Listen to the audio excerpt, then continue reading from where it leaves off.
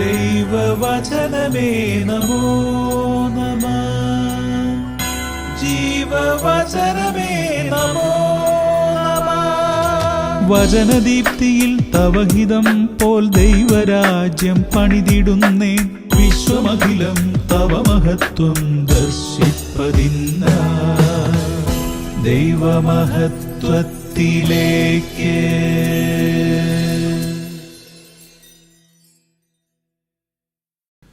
കർത്താവായ യേശു ക്രിസ്തുവിൽ പ്രിയ സഹോദരങ്ങളെ, ദൈവമഹത്വത്തിലേക്ക് എന്ന പ്രോഗ്രാമിലേക്ക് നിങ്ങളെ ഏവരെയും ഞാൻ ക്ഷണിക്കുന്നു.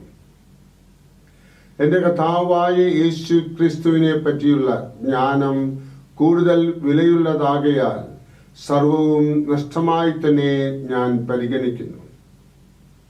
അവനെ പ്രതി ഞാൻ സകലവും നഷ്ടപ്പെടുത്തുകയും ഉച്ഛിഷ്ടം പോലെ കരുതുകയുമാണ്.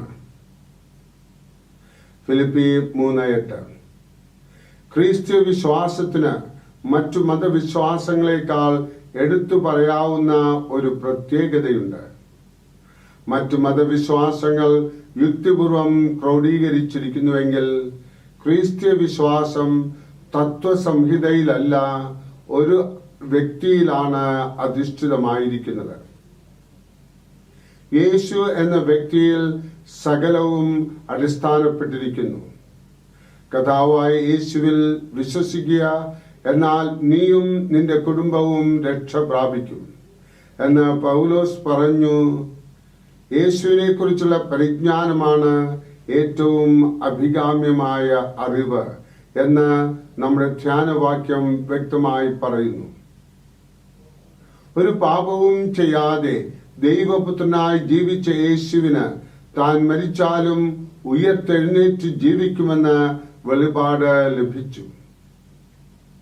സ്വമനസ്സോടെ താൻ മരണത്തെ സ്വീകരിച്ചു. പുതിയ ആത്മശരീരത്തോടുകൂടെ ശിഷ്യന്മാരുടെ ഇടയിലേക്ക് വന്നു. ഈ യേശു സ്വർഗത്തിലും ഭൂമിയിലുമുള്ള സകല അധികാരമുള്ളവനായി നമ്മുടെ ഇടയിൽ ഇന്ന് ജീവിച്ച് പ്രവർത്തിക്കുന്നു. യേശുവിനോട് സ്നേഹബന്ധത്തിലാകുന്നവർ രക്ഷിക്കപ്പെടുന്നു. അവരുടെ ജീവിതകാലത്ത് യേശു അവർക്ക് സഹായകനാണ്. മരണസമയം യേശു കൂടെ ഉണ്ടായിരിക്കും. തുടർന്നുള്ള നിത്യതയിലും അവർ യേശുവിനോടുകൂടെ ആയിരിക്കും. ഇപ്രകാരം നമ്മെ രക്ഷിക്കുന്ന യേശുവിനെ പൗലോസിന് പരിചയമായപ്പോൾ ഉയർത്തെഴുന്നേറ്റ യേശുവുമായി ബന്ധപ്പെട്ട് സന്തോഷിക്കുവാൻ പൗലോസിന് സാധിച്ചപ്പോൾ ലൗകിക സന്തോഷങ്ങളെല്ലാം ഛേദം എന്ന് എണ്ണി യേശുവിന്റെ സാമീപ്യം മനസ്സിലാക്കുവാനും കൂട്ടായ്മ അനുഭവിക്കുവാനും സാധിക്കുമ്പോഴുണ്ടാകുന്ന സംതൃപ്തിയും സന്തോഷവും മറ്റെല്ലാ സന്തോഷങ്ങളെക്കാളും വലുതാണ്.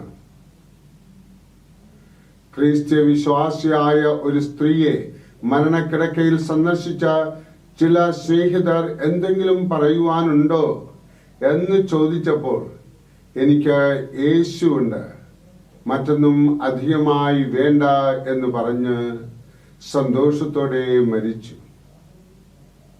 യേശുവിനെ കണ്ടവർ ജീവിതം കണ്ടെത്തിയിരിക്കുന്നു. അതിനുള്ള അനുഗ്രഹം നമുക്കേവർക്കും ഈശോ നൽകി അനുഗ്രഹിക്കട്ടെ. അതോടൊപ്പം പരിശുദ്ധ അമ്മയുടെ അനുഗ്രഹം എപ്പോഴും നമ്മുടെ ജീവിതത്തിൽ ഉണ്ടായിരിക്കട്ടെ. ആമേൻ.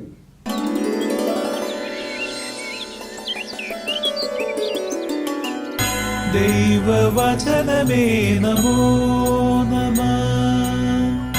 ജീവവചനമേ നമോ നമഃ. വചനദീപ്തിയിൽ തവഹിതം പോൽ ദൈവരാജ്യം പണിതിടുന്നേ. വിശ്വമഖിലം തവ മഹത്വം ദർശിപ്പതിന്ന ദൈവമഹത്വത്തിലേക്ക്.